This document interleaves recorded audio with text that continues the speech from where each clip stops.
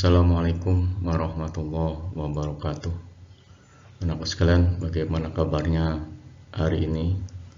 Tentunya kalian dalam keadaan baik, dan Bapak juga alhamdulillah dalam keadaan baik, dan semoga kita diberi kesehatan selalu, amin. Anakku sekalian, pada kesempatan kali ini kita akan membahas mengenai masalah pola bilangan.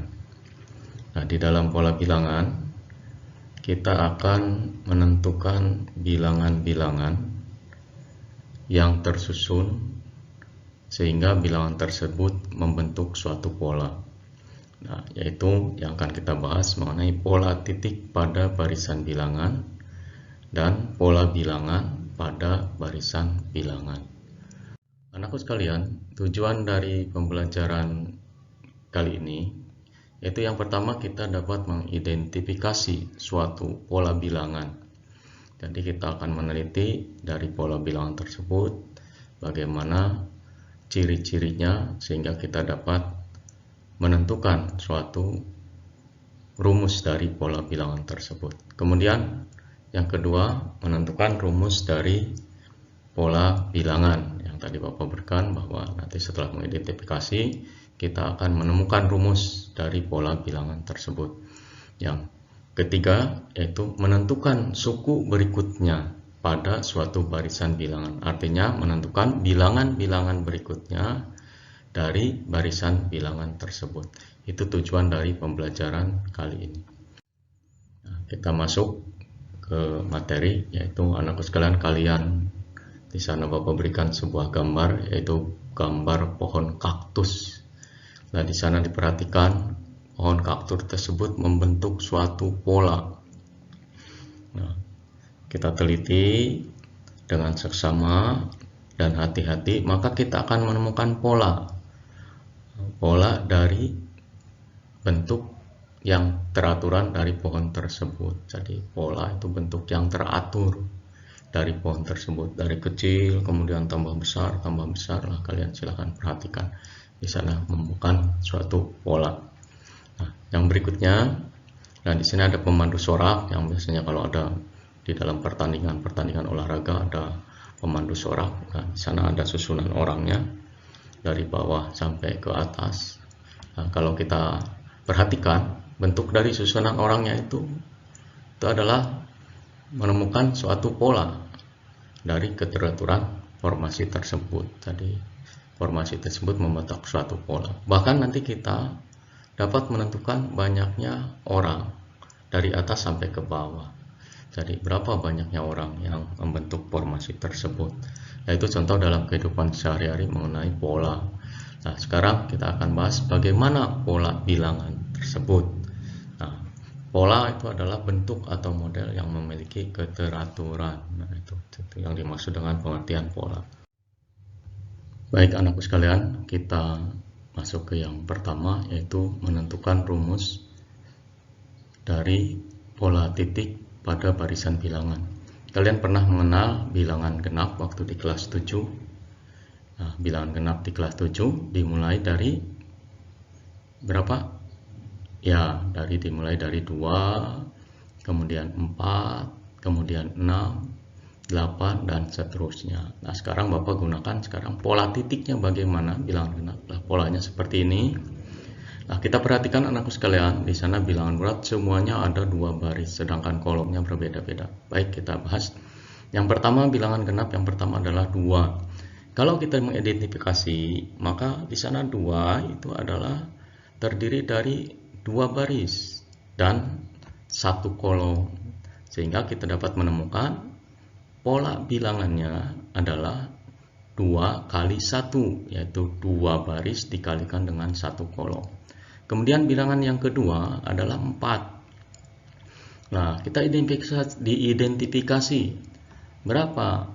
4 itu terdiri dari 2 baris dan 2 kolom, sehingga pola bilangannya adalah 2 kali 2. Kemudian bilangan genap yang ketiga adalah 6. Terdiri dari 2 baris dan 3 kolom, sehingga polanya adalah 2 kali 3. Bilangan genap keempat adalah 8. polanya sama, yaitu ada 2 baris dan 4 kolom, sehingga rumus pola bilangannya adalah 2 kali 4. Nah, sekarang bilangan genap ke n itu berapa? Nah, sehingga kita menemukan tadi bilangan genap yang pertama pola bilangannya adalah 2 kali 1, yang kedua 2 kali 2, yang ketiga 2 kali 3, bilangan genap yang keempat 2 kali 4, sehingga kalau ditanyakan tentukan bilangan genap ke n, maka kita memperolehnya adalah polanya 2 kali n, sehingga dapat kita simpulkan rumus pola bilangan genap adalah 2 kali n atau 2n. Berikutnya kita masuk ke pola bilangan ganjil. Nah, coba ada yang ingat pola bilangan ganjil? Dimulai dari ya 1, kemudian 3, bilangan ketiganya adalah 5, kemudian 7, 9, dan seterusnya. Nah, bagaimana pola titiknya? Nah, ternyata itu ada hubungan dengan bilangan genap. Di sana 1 hanya 1 titik, kemudian 3 ada 3 titik lah. Kita hubungkan dengan bilangan genap, anakku selain yang tadi. Kok pas diganjil itu nggak ada 1, berarti Bapak coret 1. Gitu. Kemudian bilangan yang kedua Bapak ambil 1 juga. Kemudian yang ketiga Bapak ambil 1, berikutnya diambil 1. Sehingga kita dapat menemukan pola 1 itu sama saja dengan tadi bilangan genap dikurangi 1. Yaitu tadi ada 2 kali 1 dikurangi 1. Kemudian bilangan ganjil yang kedua adalah 3. Berarti 2 kali 2 dikurangi 1. Bilangan ganjil yang ketiga adalah 5. Berarti 2 kali 3 dikurangi 1. Bilangan ganjil yang keempat adalah 7. Berarti 2 kali 4 dikurangi 1. Sehingga kita dapat menemukan bilangan ganjil ke n berarti adalah 2 kali n dikurangi 1. Nah, dapat kita simpulkan bahwa rumus pola bilangan ganjil adalah 2n dikurangi 1. Nah, itu mengenai pola bilangan ganjil. Jadi ada hubungan antara bilangan genap dengan bilangan ganjil. Bilangan ganjil itu tinggal mengurangi 1 dari bilangan genap. Nah, seperti itu. Baik anakku sekalian, kita lanjutkan pola bilangan persegi. Nah, ternyata bilangan persegi bentuk titiknya membentuk persegi.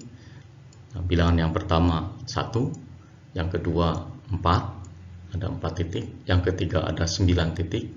Bilangan persegi yang keempat ada 16 titik. Nah, mari kita identifikasi. Tadi bilangan persegi yang pertama adalah 1, seperti tadi bilangan genap. 1 itu di sana titik itu terdiri dari 1 baris dan 1 kolom, sehingga kita memperoleh pola bilangannya adalah 1 kali 1. Seperti itu.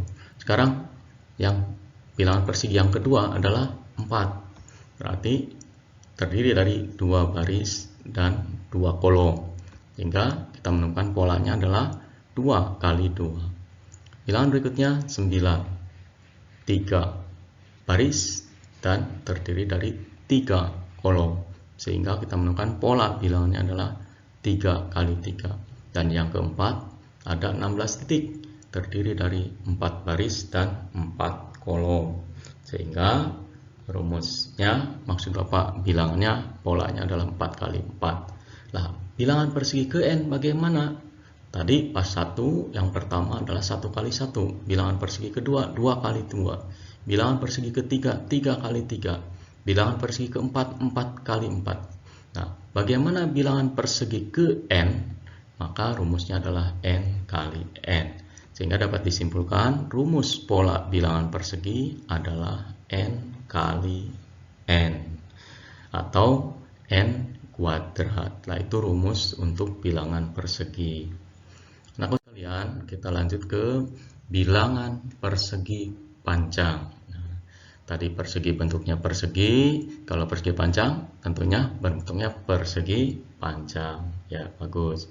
Persegi panjang terdiri dari bilangan yang pertama ada 2, kemudian bilangan yang kedua ada 6 titik, bilangan yang ketiga ada 12 titik, bilangan yang keempat ada 20 titik. Nah, mari kita identifikasi. Tadi yang pertama ada 2 titik, terdiri dari 1 baris, 2 kolom. Berarti bagaimana caranya? Ya kita kalikan 1 kali 2. Bilangan yang kedua adalah 6. 2 baris, 3 kolom. Sehingga rumus pola bilangannya maksud Bapak adalah 2 kali 3. Berikutnya 12. Ada 3 baris, 4 kolom. Nah, maka polanya adalah 3 kali 4. Yang keempat ada 20. Terdiri dari 4 baris dan 5 kolom. Sehingga polanya 4 kali 5. Kembali lagi tadi bilangan pertama pada bilangan persegi panjang adalah 1 kali 2, kedua 2 kali 3, ketiga 3 kali 4, dan yang keempat 4 kali 5. Nah, berarti di sana bilangan berikutnya ditambah 1 sehingga kita menemukan rumusnya adalah n kali n ditambah 1. Nah, disimpulkan bahwa rumus pola bilangan persegi panjang adalah n kali n ditambah 1. Berikutnya anak sekalian, pola bilangan segitiga. Nah, tentunya bentuknya menyerupai segitiga atau berbentuk segitiga. Nih gambarnya seperti ini. Nah, ada yang pertama ada 1 titik, yang kedua ada 3. Pola bilangan segi yang ketiga ada 6 titik. Dan yang keempat ada 10 titik. Nah, ini dihubungkan dengan pola titik pada bilangan persegi panjang. Nah, di sana pada bilangan persegi panjang titiknya ada 2, sedangkan segitiga ada 1. Nah, berarti bagaimana itu? Bisa dibagi 2 kan gitu. Kemudian yang kedua, pada bilangan persegi panjang ada 6, sedangkan segitiga ada 3, juga dibagi 2. Kemudian yang berikutnya, di sana persegi panjang ada 12, bilangan segitiganya ada 6. Nah, oleh Bapak dicoret seperti ini, berarti setengahnya. Jadi bilangan segitiga setengah dari bilangan persegi panjang. Gitu. Karena kita identifikasi. Sehingga 1 itu sama dengan setengah kali 2. Kemudian 3 setengah kali 6. Kemudian 6 setengah kali 12. Kemudian 10 setengah kali 20. Nah, tadi 2, 6, 12, dan 20 diambil dari bilangan persegi panjang. Sehingga kita dapat simpulkan, berarti pola bilangan segitiga itu pola ke n pada suku ke n-nya adalah setengah kali n dikalikan dengan n ditambah 1. Dapat kita simpulkan rumus pola bilangan segitiga adalah setengah n kali n ditambah 1. Nah, itu rumus untuk mencari bilangan segitiga. Berarti setengahnya dari bilangan persegi panjang. Baik anak sekalian, kita lanjutkan pola bilangan di atas itu membentuk suatu himpunan bilangan. Tadi ada himpunan bilangan bulat, himpunan bilangan ganjil, kemudian himpunan bilangan persegi, himpunan bilangan persegi panjang, dan yang lainnya. Sehingga jika anggota-anggotanya diurutkan dengan suatu aturan tertentu, maka disebut dengan barisan bilangan. Jadi tadi bilangan tersebut disusun, kemudian aturannya itu ada aturannya yang ditetapkan, maka itu namanya barisan bilangan. Kemudian kita akan bahas bagaimana menentukan barisan bilangan. Tadi yang namanya barisan bilangan adalah bilangan yang diurutkan dengan aturan tertentu. Jadi bilangan itu disusun, diurutkan, tetapi aturannya itu harus tetap, harus ada. Aturannya nanti bagaimana. Nah, itu definisi dari barisan bilangan. Nah, bagaimana bilangan-bilangan yang sudah diurutkan tersebut? Maka terdiri dari beberapa suku. Jadi bilangan-bilangan yang ada yang tadi diurutkan pada barisan bilangan tersebut disebut dengan suku. Nah, nanti suku yang pertama disebut U1 atau suku pertama. Bilangan yang kedua itu disebut suku kedua. Bilangan yang ketiga disebut suku ketiga, dan nanti bilangan yang ke n disebut suku ke n. Nah, itu tentang barisan bilangan. Jadi di dalam barisan bilangan ada namanya suku. Baik anakku sekalian, kita lanjutkan bagaimana contoh soal mengenai barisan bilangan. Kita akan menentukan dua suku berikutnya dari barisan bilangan. Anakku sekalian, bilangan yang pertama adalah 2, berikutnya 4, 6, 8, 10. Artinya suku pertamanya 2, suku keduanya adalah 4, suku ketiga 6, dan suku keempatnya adalah 8, dan suku kelima adalah 10. Nah, kita akan menentukan setelah 10 itu bilangan apa. Nah, mari kita identifikasi. Dari 2 ke 4 itu ditambahkan dengan 2. Kemudian dari 4 ke 6 juga ditambah 2. Kemudian dari 6 ke 8 ditambah 2. 8 ke 10 ditambah 2. Artinya ini aturannya barisan bilangan tersebut itu adalah ditambah 2. Nah, sehingga dapat disimpulkan tentunya setelah 10 ya harus ditambah 2. Berarti 10 tambah 2 adalah 12. Kemudian 12 ditambah 2 adalah 14. Jadi dapat kita simpulkan dua suku berikutnya adalah tadi berapa? 12 dan 14. Nah, itu kita mengidentifikasi dari barisan bilangan, aturannya bagaimana, kemudian kita bisa menentukan dua suku berikutnya. Berikutnya contoh 2, sekalian. Juga sama, kita ada barisan bilangan, kita identifikasi lagi, tentukan dua suku berikutnya. Nah, aku sekalian perhatikan, dari 2 ke 6 itu kita kalikan, kalau tadi ditambah sekarang dikali. 2 kali 3 adalah 6. Kemudian 6 ke 18 kalikan 3 juga. 6 kali 3 adalah 18. 18 ke 54 dikalikan 3. Sehingga aturan pembentuknya adalah dikalikan 3. Nah, berapa setelah 54? Ya kita kalikan 54 kali 3, hasilnya adalah 162. Kemudian 162 kita kalikan dengan 3, hasilnya adalah 486. Jadi dua suku berikutnya adalah 162 dan 486. Berikutnya contoh yang ketiga, aku sekalian. Nah, ini contoh ketiga juga sama, tentukan dua suku berikutnya.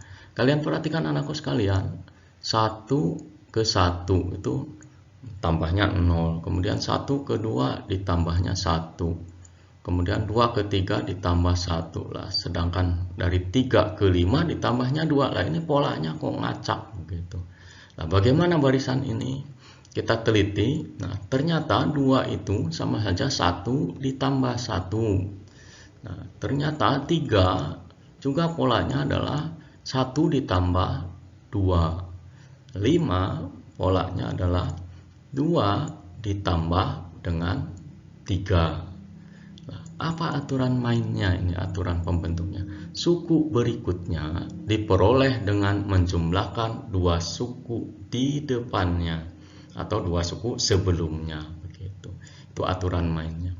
Sehingga kita menentukan setelah 5 apa? Ya tentunya tinggal menambahkan 3 ditambah 5, yaitu 8. Kemudian setelah 8, berarti 8 ditambah 5, yaitu 13. Sehingga dapat disimpulkan dua suku berikutnya tadi berapa? 8 dan 13. Lah, barisan bilangan seperti ini dinamakan pola barisan bilangan Fibonacci. Nah, seperti itu. Jadi berbeda dengan yang lain tadi, yang satunya dijumlah, kemudian dikalikan. Nah, yang contoh yang ketiga itu ada hubungan suku di depannya itu punya pengaruh terhadap suku di sebelumnya, itu seperti itu. Baik anakku sekalian, kita lanjutkan ke latihan soal. Setelah tadi Bapak menjelaskan beberapa contoh tentang barisan bilangan, kita masuk ke latihan soal, di mana nanti kalian silakan dikerjakan, kemudian apabila ada permasalahan ditanyakan ke Bapak.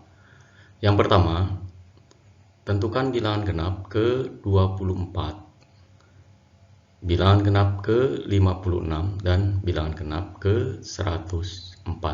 Nah, tadi kita sudah tahu rumus bilangan genap adalah 2 kali N atau 2N. Silahkan diganti N-nya oleh 24, 56, dan 104. Yang kedua, bilangan-bilangan di bawah ini merupakan bilangan ganjil ke berapa? Yang pertama, yang A 27, yang B 89, dan yang C 105. Nah, ini ada hubungannya waktu kelas 7 tentang menyelesaikan persamaan linear satu variabel. Nah, bagaimana caranya? Tadi rumus bilangan ganjil adalah 2N dikurangi 1. Nah, untuk yang A nanti 2N dikurangi 1 sama dengan 27. Kemudian kita mencari nilai N-nya dengan cara menyelesaikan persamaan waktu kalian belajar di kelas 7. Silakan kalian coba. Berikutnya nomor 3. Gambarlah pola titik ke-7 dari barisan bilangan persegi dan barisan bilangan segitiga. Artinya yang ketiga itu suruh menggambar titiknya. Nah, tadi barisan persegi bentuknya berbentuk persegi. Silakan dilihat kembali. Tadi yang contoh tentang pola titik.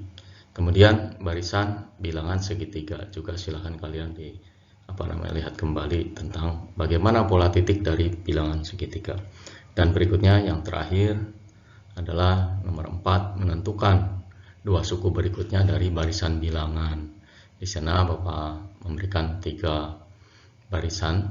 Silakan dihubung-hubungkan apakah barisan tersebut ditambah atau dikurangi atau bagaimana tadi apa yang sudah Bapak sampaikan di depan waktu belajar tentang barisan bilangan. Nah, itulah tadi anakku sekalian tentang latihan-latihan yang Bapak berikan. Silakan kalian kerjakan, dan untuk pertemuan kali ini Bapak ucapkan sekian dan terima kasih. Wassalamualaikum warahmatullahi wabarakatuh.